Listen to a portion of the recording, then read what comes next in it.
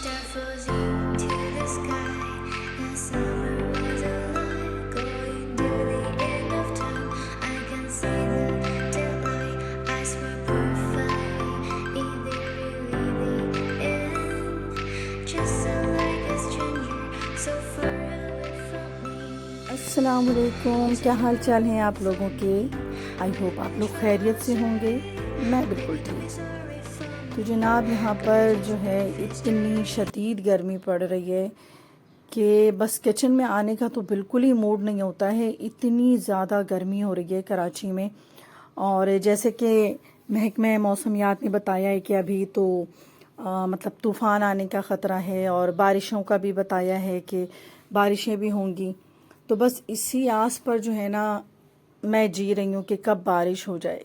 घर ऐसा है जैसे कि ओवन होता है ना, बिल्कुल वैसा, क्योंकि मौसम ही इतना गर्म हो रहा है, कोई हवा नहीं है, हब्स है। तो बस आसार ऐसे ही बता रहे हैं ना कि मौसम अच्छा होने ही वाला है, क्योंकि जब हब्स होती है ना तो फिर वो गर्मी का जोर भी टूट जाता है। तो बस यहाँ पे नाश्ता बना लिया है। मैं और मेरी बेटी थे, वो भी यूनिवर्सिटी से आ चुकी थी, तो हम दोनों ने नाश्ता किया। और नाश्ता करते के समय बस यही सोच रही होती हूँ कि आज क्या पकाना है। बहरहाल गर्मी हो या सर्दी हो, आंधी हो, तूफान हो, काम तो करना है, खाना तो बनाना है।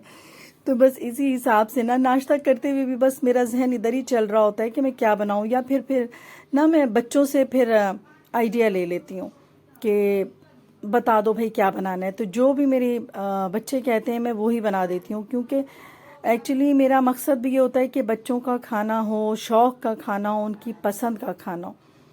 तो आज जो है ना वो कुछ मौसम के हिसाब से मैंने सोचा कि मैं कढ़ी पकोड़ा बना देती हूँ, क्योंकि रस्म दुनिया भी है, मौका भी है, दस्तूर भी है। तो यहाँ पर ये बिल्कुल फिट बैठ रहा था कि मौसम भी कुछ अच्छा अच्छा होने लग गया था, फुहार पड़ने लग गई थी। तो मैंने कहा चलो कि ये वाली डिश ऐसी है ना कि ये बस इसको चूल्हे पे चढ़ा के हट जाना है। मैंने उसके साथ नहीं खड़े रहना कि बस अब मैं हांडी भून रही हूँ और मसाले तैयार कर रही हूँ। तो बस इसी हिसाब से मैंने सोचा कि मैं जो हूँ ना कढ़ी बना देती हूँ। तो उसके लिए जो है स्पेशली दही चाहिए होता है, और दही जो है मेरे पास काफ़ी मकदार में दही का पानी जो होता है ना, ये खट्टा पानी जो अलग किया हुआ होता है, तो वो जो है ना वो आधा किलो के करीब है मेरे पास, बल्कि आधा किलो ही है। तो बस इसके अंदर मैंने देखी एक छोटी प्याज, बस इसको मैं साथ ही काट दूंगी। और ये जो दही का पानी है ना इसको डाल दूंगी। दही का पानी कहने में ऐसा लग रहा है पानी है, हालांकि ये प्योर दही के साथ होता है। चाहे तो नमक डाल के इसको नमकीन लस्सी बना लें या शुगर डाल लें। तो इसके अंदर बस लहसुन अदरक डाल दूंगी थोड़ा सा, और इसको ग्राइंड कर लूँगी। और इसके बाद जो है ना मैं इसके अंदर 1 से 1.5 चम्मच बेसन के डाल दूंगी, क्योंकि घर में इतने ज़्यादा लोग तो हैं नहीं। तो मैंने कहा चलो बस थोड़ी सी ही कड़ी चाहिए मुझे। तो मौसम को देखते हुए ना, मेरा पहले तो गर्मी से मैं बहुत आजिज़ थी कि मैं इतनी देर चूल्हे के आगे नहीं खड़ी होना चाह रही थी। लेकिन जब मौसम अच्छा हो गया तो मैंने कहा चलो भाई इस बहाने हम कढ़ी और चावल ही खा लेंगे।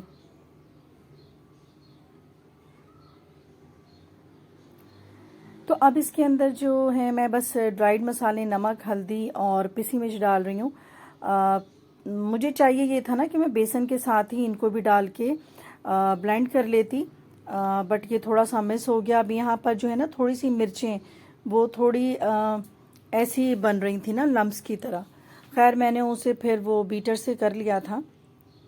तो इसको साथ ही अगर हम नमक, मिर्च, हल्दी भी डाल देना बेसन के साथ, तो बहुत ही अच्छा मसाला ब्लेंड होके यकजान हो जाता है।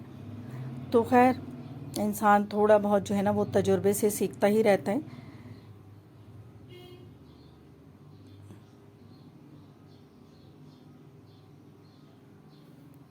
तो जनाब होता क्या है कि मौसम के हिसाब से ही पकवान होते हैं। लाइक अगर गर्मी है तो इस तरह के थोड़े आसान वाली सब्जियां बना लेते हैं। गर्मियों में ऐसा सच ना वो गर्म चीज़ें जैसे कि गोश्त, मछली, हलीम, पाए, निहारी, ये सारी चीज़ें नहीं पकती हैं, ना खाई जाती हैं।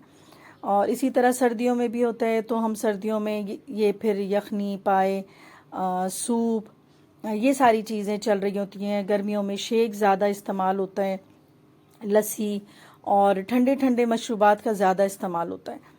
तो मैं तो इन चीज़ों को काफ़ी फॉलो करती हूँ कि जैसा मौसम होता है ना, मैं उसी तरह के ही पकवान भी बना रही होती हूँ। तो आप लोग भी बताइए कि आप लोग क्या मौसम के हिसाब से ही खाना बनाते हैं? तो आप लोगों के घर में कौन कौन इस तरह करता है, तो वो कमेंट में ज़रूर बताएं। तो इस तरह हम ना एक दूसरे को जान भी लेते हैं कि किसके घर में क्या पक्का है और कौन जो है वो मौसम के हिसाब से बनाता है। मैं तो भाई मौसम के हिसाब से ही खाने बनाती हूँ। तो जनाब कढ़ी जो है ना वो एक साइड पक रही है काफ़ी देर से, तकरीबन आधा घंटे हो चुका है, और मैं बेसन को तकरीबन 1 घंटे तक जो है ना वो पकने के लिए छोड़ दूंगी। इससे जो कढ़ी है ना वो बहुत ही ज़्यादा अच्छा और टेस्टी हो जाता है। तो अब कढ़ी के पकोड़े के लिए जो है ना वो मैं तैयारी कर रही हूँ। इसके अंदर मैं प्याज, एक छोटी प्याज जो है वो काट दूंगी, और थोड़ी सी हरी मिर्चें, और साथ में इसमें बेसन तो ऑफ कोर्स जाएगा ही, बेसन डाल दूंगी। इसमें लहसुन अदरक का जो है वो पेस्ट डाल दूंगी, और पुदीना भी था मेरे पास तो मैंने पुदीना भी डाल दिया। पकोड़ों में पुदीना आता है ना तो उसकी खुशबू बहुत ही अच्छी आती है। आम तौर पे भी जब बेसन के पकोड़े बनाएं तो उसके अंदर ना ये अगर पुदीने भी डाल देना तो बहुत ही मज़े का हो जाता है। अब जी ड्राइड मसाले हैं, तो इसके अंदर मैं नमक, पिसी मिर्च और हल्दी डाल दूंगी, और थोड़ा सा भुना कुटा ज़ीरा वो डाल दूंगी। अच्छा, आज जो है ना मैं बेसन के पकोड़ों में काफ़ी चीज़ें डाल रही हूँ। सोडा तो ज़ाहिर है मस्ट ही जाता है बेसन के पकोड़ों में, ज़ाहिर है उनको फिर थोड़ा सा हमें फुलाना भी होता है ना, वरना पकोड़े जो है बहुत ही हार्ड हो जाते हैं। तो मीठे सोडे की वजह से बहुत सॉफ्ट हो जाते हैं। यहाँ पे मैं भुना कुटा ज़ीरा डाल रही हूँ। हर चीज़ थोड़ी थोड़ी मकदार में डाल दें। बेसन के अंदर ज़ीरा डाल दें हाथ से क्रश करके, साबित धनिया क्रश करके डाल दें, या कुटी मिर्चें डाल दें। अभी यहाँ पे मेरे पास कसूरी मेथी है, तो ये भी मैंने थोड़ा सा जो है ना हाथों से क्रश करके डाल दिया है। तो आज के पकोड़े जो है ना वो बहुत ही मज़ेदार बनने वाले हैं। अच्छा, मेरी आदत क्या है कि जब भी मैं अगर तो मैं कढ़ी बना रही हूँ ना तो साथ में जो ये पकोड़े होते हैं ना वो ज़्यादा बना लेती हूँ, और उनको फिर वैसे ही रख भी देती हूँ, क्योंकि वो इस तरह भी खाए जाते हैं। जब मेरी अम्मी होती थी तो ख़ास तौर पे ना उनके लिए पकोड़े अलग कर देती थी, तो वो पकोड़े भी खा लेती थी इसी बहाने। तो यहाँ पर जो है ना वो स्पेशली आज मैं आलू भी डाल रही हूँ। तो आलू जो है ना इसको मैंने काफ़ी, मतलब एक ही आलू लिया है, और उनको बारीक बारीक कट लगा के, जैसे जूलियन कटिंग होती है ना वैसे मैंने आलू काट लिया है, और वो अब मैं इस बेसन में डाल दूँगी। अब फाइनली सारी चीज़ें जो हैं हो चुकी हैं। अब इसको मैं थोड़ा थोड़ा पानी दे के जो है वो बस पकोड़ों की तरह से, ना बहुत हार्ड करना है ना बहुत ही पतला, बस गूंद लूँगी। You said you're running from me, but I managed faster. Baby, don't be sorry for me, 'cause it's just a perfect story. You said you're running from me, but I managed बाज़ औक़ात जो है ना वो चीज़ें बहुत आसान लगती हैं, और ऐसा लगता है कि बस ये मैं चढ़ा दूँगी और हो जाएगा। लेकिन खाना बनाना जो है ना एक मेहनत तलब काम है। बाज़ औक़ात बहुत मेहनत से बनाते हैं, बहुत शौक़ से बनाते हैं, और अगर पता हो कि घर में ये चीज़ें खाई जाती हैं और किसी ने फरमाइश की है तो उसको तो मैं और ज़्यादा ही ना फिर एहतमाम से बनाती हूँ कि आज तो फरमाइश की गई है। तो इसीलिए ना खाना देखने में ऐसा लगता है ना कि कढ़ी हम बस यूं ही चढ़ा देंगे, पकोड़े छान लेंगे, लेकिन थोड़ा बहुत टाइम तो फिर भी इसमें लगता है ना, क्योंकि जब हम मसाला प्रिपेयर कर रहे होते हैं और फिर पकोड़ों की प्रिपरेशन होती है, तो इसमें भी थोड़ा टाइम लगता है। इनको फ्राई करना, इनको पहले सारी चीज़ों को कट करना, तो हर चीज़ जो है ना वो थोड़ा थोड़ा टाइम लेकर भी ना अच्छा खासा टाइम लग ही जाता है। तो अभी जो है ना हल्की फुल्की बारिश भी होने लग गई थी, तो यहाँ पर फिर मज़ा ही आ गया। मैंने जो है अपने हस्बैंड के लिए पकोड़े अलग से ही निकाल के रख दिए थे, क्योंकि उन्हें बहुत ही पसंद है पकोड़े, और अगर बारिश हो रही हो तो फिर तो और ज़्यादा ही पसंद है। और ये तो सबके ही घरों में होता होगा उमूमन कि जब बारिश होती है तो फिर पकोड़े ज़रूरी बनते हैं। ये हमारे यहाँ का एक कल्चर है, और ये भी बहुत ही अच्छा लगता है। हर मुल्क का अपना एक कल्चर होता है, तो हमारे यहाँ जब बारिश होती है तो फिर ये इस तरह के पकवान बनने लग जाते हैं।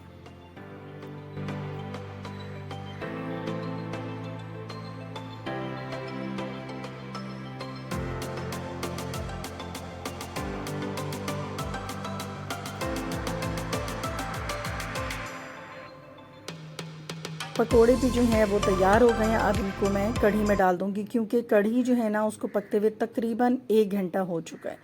तो अब मैं इनको पकोड़े इसमें डाल दूँगी और ज़्यादा नहीं, इसके बाद मैं बस 5 से 7 मिनट ही दम पर रखूँगी ताकि पकोड़ों के अंदर जो है कढ़ी का मसाला भी चला जाए। तो यहाँ पर ज़ीरा और कड़ी पत्ता जो है ना वो तो मस्ट है कि कड़ी के बघार में जाए तो एक इतनी प्यारी खुशबू आने लग जाती है, और फिर वो सबको ही पता चल जाता है कि घर में जो है आज कढ़ी पक्की है, क्योंकि कढ़ी की जो पत्ते की जो खुशबू होती है ना और बघार के साथ, वो तो बहुत ही यूनिक सी खुशबू होती है। तो यहाँ पर जो है अब कढ़ी को बघार भी लगा दिया मैंने, और बस खाने के लिए चावल भी बॉईल कर लिए, क्योंकि इसके साथ जो है ना प्लेन राइस ही खाए जाते हैं, मतलब सिर्फ बॉईल किए हुए चावल। तो वो चावल जो है मैंने तो साथ ही बॉईल भी कर लिया था। चावलों को मैं सुबह ही भिगो देती हूँ, लाइक अच्छा खासे टाइम जब चावल भीग जाते हैं ना तो बहुत ही खिले हुए और अलग अलग दाने बिल्कुल चावलों के बनते हैं। तो यहाँ पे कढ़ी भी तैयार हो गई है। Just like a stranger, so far away from me. You said you were तो बेटी ने फरमाइश कर दी है कि बस शेक बना कर दे दें, तो मैंने कहा चलो ठीक है। मैंगो जो आकर रखे हुए थे पेटी में वो सच इतने ना मीठे नहीं निकले, तो ज़्यादातर जो है ना मैंने इनका शेक ही बनाया है। और बच्चों को तो यही होता है ना कि आप खाने से ज़्यादा पीने की चीज़ दे दें ना तो बहुत खुशी खुशी ये बच्चे खा लेते हैं। तो यहाँ पर मैं फिर मैंगो के साथ दही भी मौजूद थी, और मैं हमेशा यही करती हूँ कि जब मैंगो शेक बनाती हूँ ना तो उसके अंदर दही भी डाल देती हूँ। तो आप भी ऐसा ही करके देखें, इतने मज़े का ये शेक बनता है। आप मैंगो शेक कह लें या अगर लस्सी बना रहे हैं तो उसमें मैंगो को शामिल कर लें, और मैंगो शेक बना रहे हैं तो उसमें दही को शामिल कर लें, तो दोनों का टेस्ट जो है ना वो इतना मज़ेदार हो जाता है मिलकर। तो बस यहाँ पर यही कर रही थी कि दही मौजूद था, तो मैंने कहा कि चलो आज मैं दही डाल देती हूँ। बल्कि इससे पहले भी जो मैंने शेक बनाया था उसमें भी दही डाला था। तो ख़ास तौर पे मैं अब घर में ना दही रख लेती हूँ और फ्रीज़ कर लेती हूँ।